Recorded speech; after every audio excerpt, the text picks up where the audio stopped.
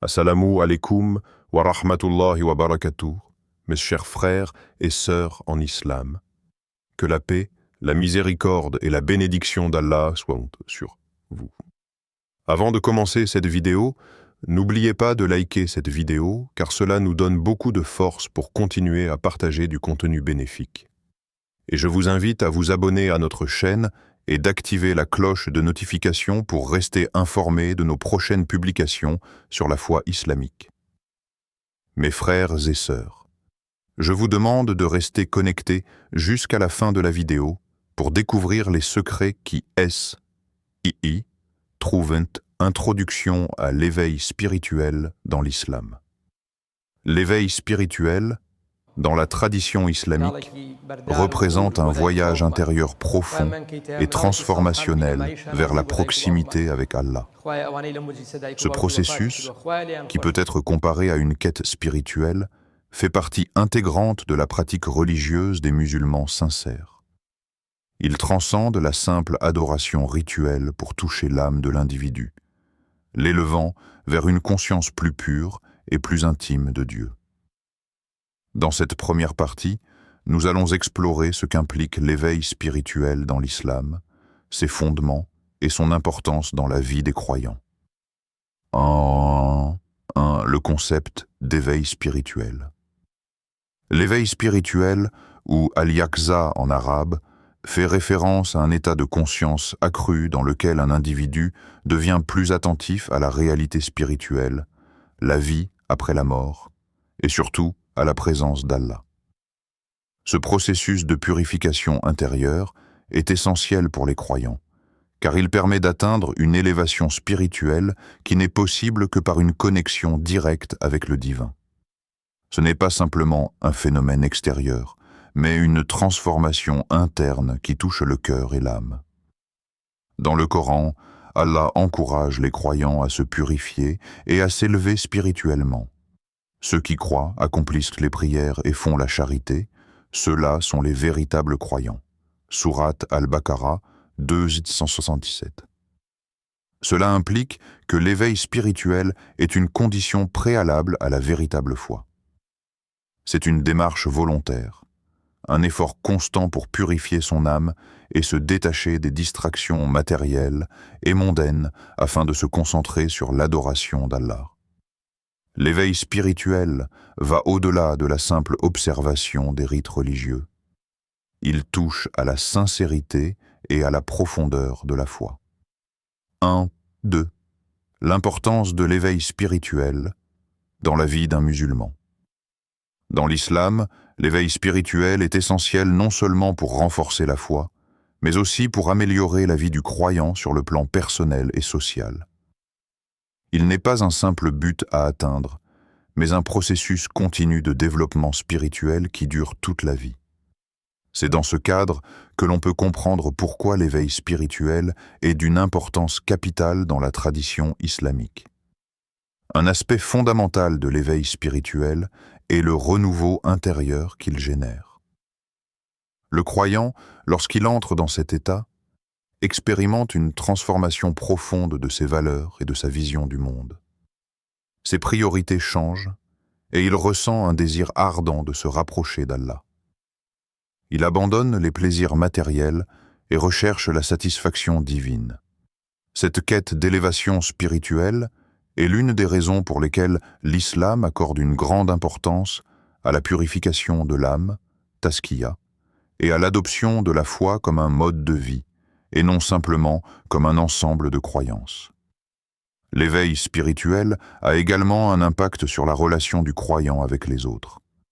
Un individu éveillé spirituellement est perçu comme plus bienveillant, plus humble et plus conscient des souffrances des autres. Cela est en accord avec les principes du sadaka, charité, et de la rahma, miséricorde, des valeurs essentielles dans l'islam. Un musulman qui vit l'éveil spirituel est motivé par l'amour de Dieu et l'amour de ses frères et sœurs en humanité, cherchant à améliorer la société à travers ses actions et son comportement. 1.3. Les étapes de l'éveil spirituel. L'éveil spirituel dans l'islam n'est pas instantané. C'est un processus graduel qui demande un engagement constant dans la prière, la méditation, la réflexion et la purification de l'âme. Ce processus peut être divisé en plusieurs étapes, chacune marquée par des expériences spirituelles significatives. La recherche de la vérité. La première étape de l'éveil spirituel consiste en une quête de vérité. Le musulman, dans cette phase, est motivé par une soif de compréhension et de savoir. Cette quête commence généralement par l'étude du Coran et des hadiths, ainsi que la recherche de la compréhension des principes fondamentaux de la foi. Le croyant commence à voir au-delà de l'apparence des choses et cherche à comprendre le sens profond de la vie et de son existence.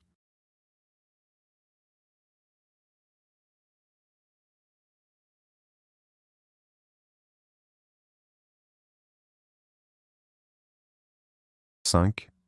Maintenir la pureté des intentions dans l'intimité. L'intimité conjugale en islam est bien plus qu'un simple acte physique. C'est un acte d'adoration lorsqu'il est accompli dans un cadre de respect et d'amour. Le prophète, paix et bénédiction sur lui, a enseigné que même dans la relation intime, il y a une récompense lorsqu'elle est pratiquée avec une bonne intention. Ainsi, après le Ramadan, il est bénéfique de commencer chaque moment d'intimité par une invocation, demandant à Allah de bénir cette union et de la rendre source de bien-être et de sérénité. La spiritualité ne s'arrête pas à la fin du mois de jeûne. Elle doit se prolonger dans tous les aspects du quotidien, y compris dans la vie conjugale. Retrouver une intimité conjugale épanouie après le Ramadan demande une approche équilibrée, mêlant spiritualité, communication et bienveillance.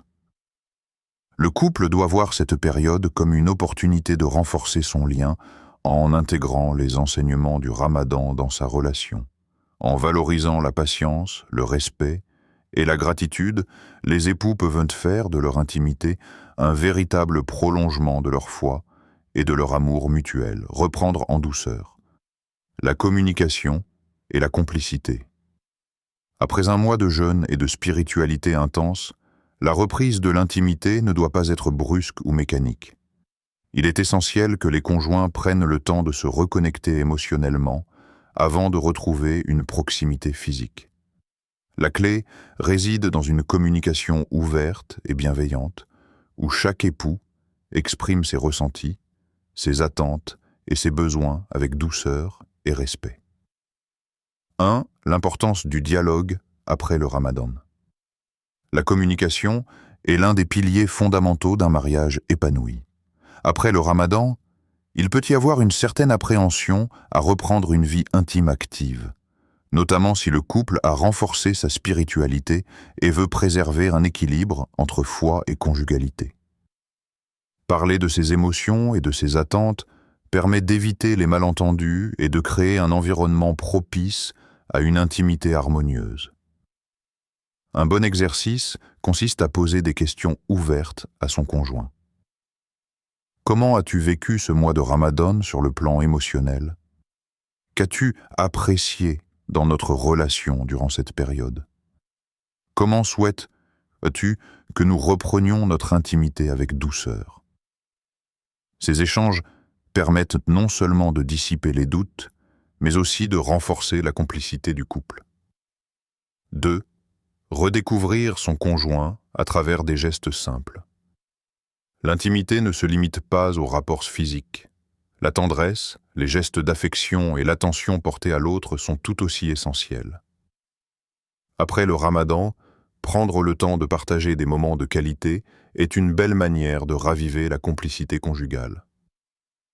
Quelques idées pour renforcer cette connexion incluent partager un repas préparé avec amour en échangeant des souvenirs du mois béni. Se promener ensemble et discuter de projets futurs pour maintenir une dynamique positive.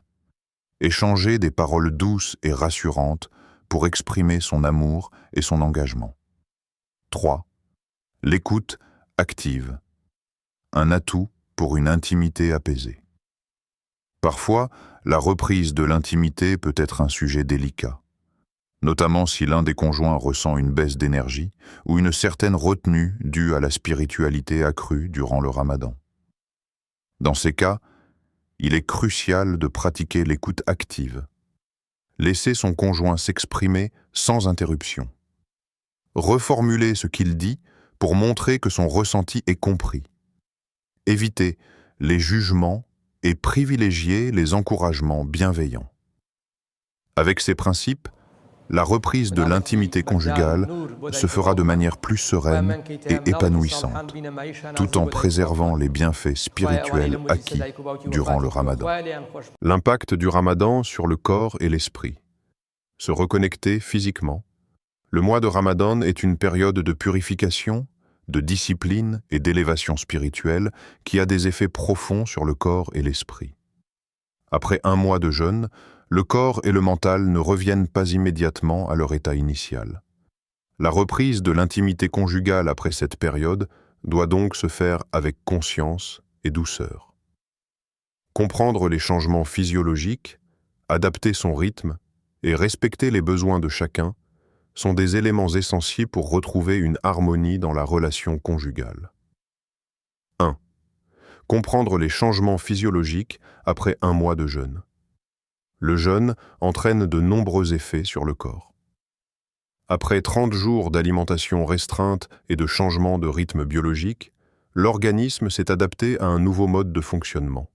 Cela peut se traduire par une perte d'énergie temporaire due à la restriction alimentaire, une modification du métabolisme qui peut influencer l'humeur et le niveau de fatigue, une adaptation hormonale qui peut affecter la libido et le désir.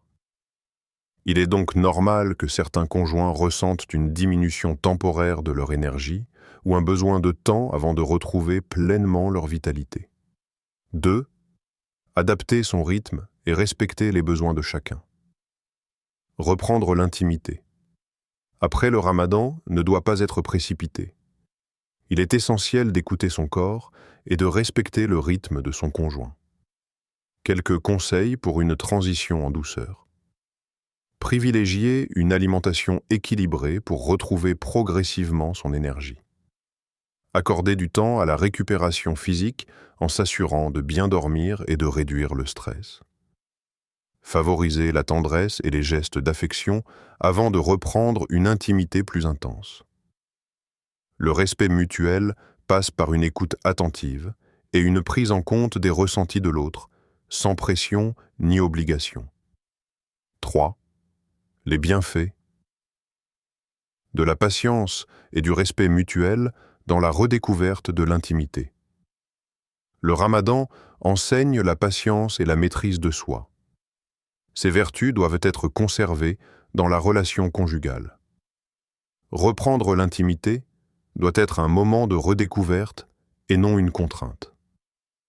Il est important de prendre le temps de recréer une connexion émotionnelle avant la connexion physique. Instaurer un climat de confiance où chacun se sent libre d'exprimer ses envies et ses limites. Rappeler que l'intimité conjugale est un bienfait en islam et qu'elle doit être vécue dans le respect et la bienveillance. En prenant en compte ces éléments, la reprise de l'intimité après le Ramadan devient une continuité naturelle du renforcement spirituel vécu durant ce mois béni, permettant ainsi d'unir foi et amour au sein du couple. 2. L'équilibre entre spiritualité et intimité. Après le Ramadan, une fois le mois sacré terminé, il est essentiel de ne pas considérer la reprise de la vie conjugale comme un simple retour aux habitudes précédentes. L'intimité conjugale est un aspect légitime et encouragé du mariage en islam, mais elle doit toujours être abordée avec une intention pure et un respect mutuel. Le prophète, paix et bénédiction sur lui, a enseigné que la relation entre époux est un bienfait et une source de bénédiction lorsqu'elle est vécue dans un cadre de respect et d'affection sincère. Après le Ramadan, il est donc bénéfique de maintenir certaines pratiques spirituelles qui renforcent le lien du couple, comme la prière en commun, la lecture du Coran et les invocations. Ces actes permettent de garder une connexion avec Allah, tout en créant un climat de sérénité et de compréhension mutuelle entre les conjoints. 3. La gratitude et la bienveillance, comme piliers de l'intimité. Un couple épanoui est un couple qui sait exprimer sa reconnaissance. Après un mois d'efforts spirituels intenses, il est important de remercier son conjoint pour le soutien apporté, pour les sacrifices consentis et pour la patience manifestée. La gratitude permet d'aborder la reprise de l'intimité avec un état d'esprit plus apaisé et une plus grande considération pour les besoins et attentes de l'autre. En islam, le mariage est se comparer à un vêtement. Elles sont un vêtement pour vous et vous êtes un vêtement pour elles. Sourate 2, verset 187. Ce verset illustre parfaitement l'idée que les époux doivent être une source de protection, de réconfort et d'amour l'un pour l'autre. L'intimité ne doit donc pas être vécue comme une simple obligation, mais comme une opportunité d'exprimer cet amour dans un cadre sain et équilibré. 4. Prendre en compte les émotions et le bien-être de chacun. Le mois de Ramadan peut être physiquement exigeant, et certains conjoints peuvent ressentir une fatigue persistante après cette période. Il est donc important de ne pas précipiter le retour à l'intimité physique, mais plutôt de l'aborder avec douceur et compréhension. Une communication ouverte permet d'exprimer ses ressentis et d'adapter la reprise de la vie conjugale aux besoins de chacun. Prendre en compte l'état émotionnel et physique de son conjoint est un signe de respect et d'amour sincère. Cela peut se traduire par des gestes tendres, des attentions particulières et un climat de confiance mutuelle. L'objectif est de rétablir progressivement une harmonie qui allie spiritualité et affection, en évitant toute pression ou incompréhension. 5. Maintenir la pureté des intentions dans l'intimité. L'intimité conjugale en islam était bien plus qu'un simple acte physique. C'est un acte d'adoration lorsqu'il est accompli dans un cadre de respect et d'amour. Le prophète, paix et bénédiction sur lui, a enseigné que même dans la relation intime, il y a une récompense lorsqu'elle est pratiquée avec une bonne intention. Ainsi, après le Ramadan, il est bénéfique de commencer chaque moment d'intimité par une invocation, demandant à Allah de bénir cette union et de la rendre source de bien-être et de sérénité. La spiritualité ne s'arrête pas à la fin du mois de jeûne. Elle doit se prolonger dans tous les aspects du quotidien, y compris dans la vie conjugale. 1. Le Ramadan. Un renforcement du lien conjugal à travers la foi. Le jeûne ne consiste pas uniquement à s'abstenir de manger ou de boire, mais aussi à contrôler ses pulsions et ses émotions. Il permet aux couples de recentrer leurs relations sur des valeurs fondamentales telles que la patience, le respect et la gratitude. Durant ce mois, les conjoints apprennent à exprimer leur amour autrement, à travers le soutien mutuel dans la prière, le partage des repas de l'iftar et les moments de recueillement spirituel. Ces habitudes renforcent leur connexion et instaurent une harmonie qui doit être préservée après le Ramadan, y compris dans la reprise de l'intimité physique. 2. L'équilibre entre spiritualité et intimité après le Ramadan. Une fois le mois sacré terminé, il est essentiel de ne pas considérer la reprise de la vie conjugale comme un simple retour aux habitudes précédentes. L'intimité conjugale est un aspect légitime et encouragé du mariage en islam, mais elle doit toujours être abordée avec une intention pure et un respect mutuel. Le prophète, paix et bénédiction sur lui, a enseigné que la relation entre époux est un bienfait et une source de bénédiction, lorsqu'elle est vécue dans un cadre de respect et d'affection sincère. Après le Ramadan, il est donc bénéfique de maintenir certaines pratiques spirituelles qui renforcent le lien du couple, comme la prière en commun, la lecture du Coran et les invocations. Ces actes permettent de garder une connexion avec Allah tout en créant un climat de sérénité et de compréhension mutuelle entre les conjoints.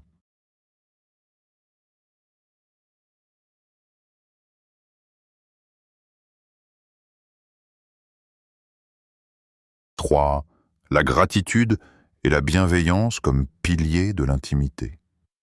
Un couple épanoui est un couple qui sait exprimer sa reconnaissance. Après un mois d'efforts spirituels intenses, il est important de remercier son conjoint pour le soutien apporté, pour les sacrifices consentis et pour la patience manifestée. La gratitude permet d'aborder la reprise de l'intimité avec un état d'esprit plus apaisé et une plus grande considération pour les besoins et attentes de l'autre. En islam, le mariage est comparé à un vêtement. Elles sont un vêtement pour vous et vous êtes un vêtement pour elles. Sourate 2, verset 187. Ce verset illustre parfaitement l'idée que les époux doivent être une source de protection, de réconfort et d'amour l'un pour l'autre. L'intimité ne doit donc pas être vécue comme une simple obligation, mais comme une opportunité d'exprimer cet amour dans un cadre sain et équilibré. 4. Prendre en compte les émotions et le bien-être de chacun. Le mois de Ramadan peut être physiquement exigeant, et certains conjoints peuvent ressentir une fatigue persistante après cette période. Il est donc important de ne pas précipiter le retour à l'intimité physique, mais plutôt de l'aborder avec douceur et compréhension. Une communication ouverte permet d'exprimer ses ressentis et d'adapter la reprise de la vie conjugale aux besoins de chacun. Prendre en compte l'état émotionnel et physique de son conjoint est un signe de respect et d'amour sincère. Cela peut se traduire par des gestes tendres, des attentions particulières et un climat de confiance mutuelle. L'objectif est de rétablir progressivement une harmonie qui allie spiritualité et affection, en évitant toute pression ou incompréhension. 5. Maintenir la pureté des intentions dans l'intimité. L'intimité conjugale en islam est bien plus qu'un simple acte physique. C'est un acte d'adoration lorsqu'il est accompli dans un cadre de respect et d'amour. Le prophète, paix et bénédiction sur lui, a enseigné que même dans la relation intime, il y a une récompense lorsqu'elle s'est pratiquée avec une bonne intention. Ainsi, après le Ramadan, il est bénéfique de commencer chaque moment d'intimité par une invocation, demandant à Allah de bénir cette union et de la rendre source de bien-être et de sérénité. La spiritualité ne s'arrête pas à la fin du mois de jeûne. Elle doit se prolonger dans tous les aspects du quotidien, y compris dans la vie conjugale.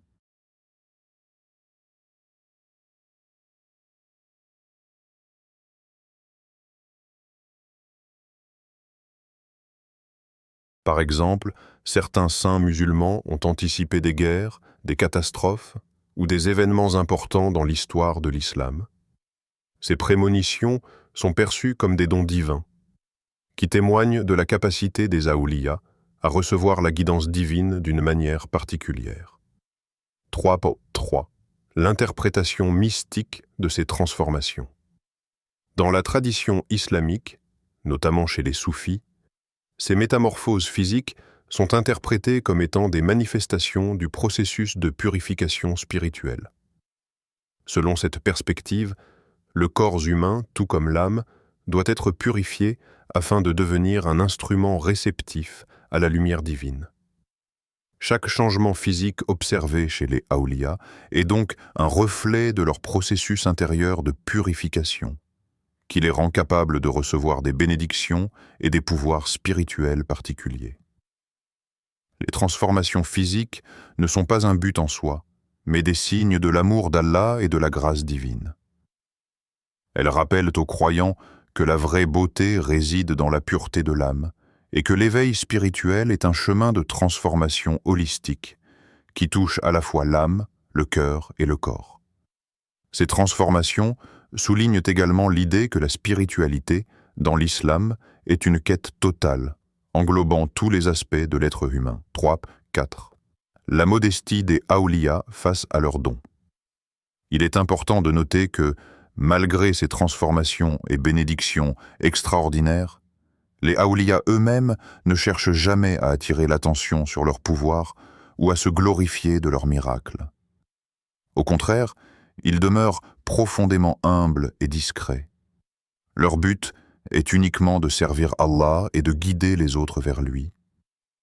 Les Awliya comprennent que leurs dons ne sont pas une fin en soi, mais des moyens pour renforcer leur foi et celle des autres.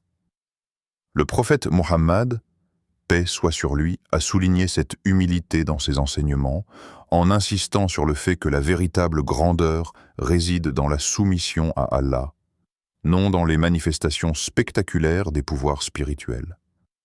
Comme l'a dit le prophète, « Les meilleurs parmi vous sont ceux qui sont les plus utiles aux autres. » Sahih al-Bukhari.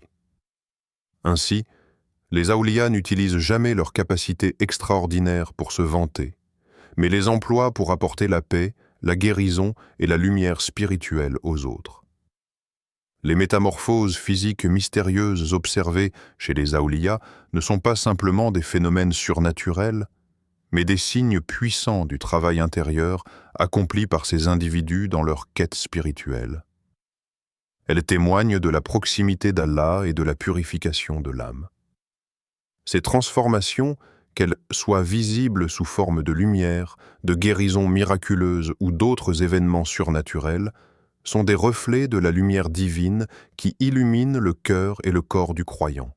Cependant, ces miracles ne sont jamais recherchés par les Awliya, qui restent toujours humbles et centrés sur leur mission spirituelle, servir Allah et guider les autres sur le chemin de la foi. Le sens profond de ces métamorphoses. Dans cette dernière partie, il est essentiel d'expliquer le sens spirituel profond de ces changements physiques. L'union de l'esprit et du corps démontre comment, selon la tradition islamique, l'éveil spirituel ne touche pas seulement l'âme, mais influence aussi le corps comme un reflet de la transformation intérieure. Le message universel de l'éveil. Conclure en soulignant que ces métamorphoses physiques sont avant tout des symboles de la lumière divine qui se déverse sur les croyants purs, et qu'elles servent à inspirer d'autres à chercher cette élévation spirituelle. Chers frères et sœurs en islam, n'oubliez pas encore de liker cette vidéo et de vous abonner sur cette chaîne. Qu'Allah vous bénisse.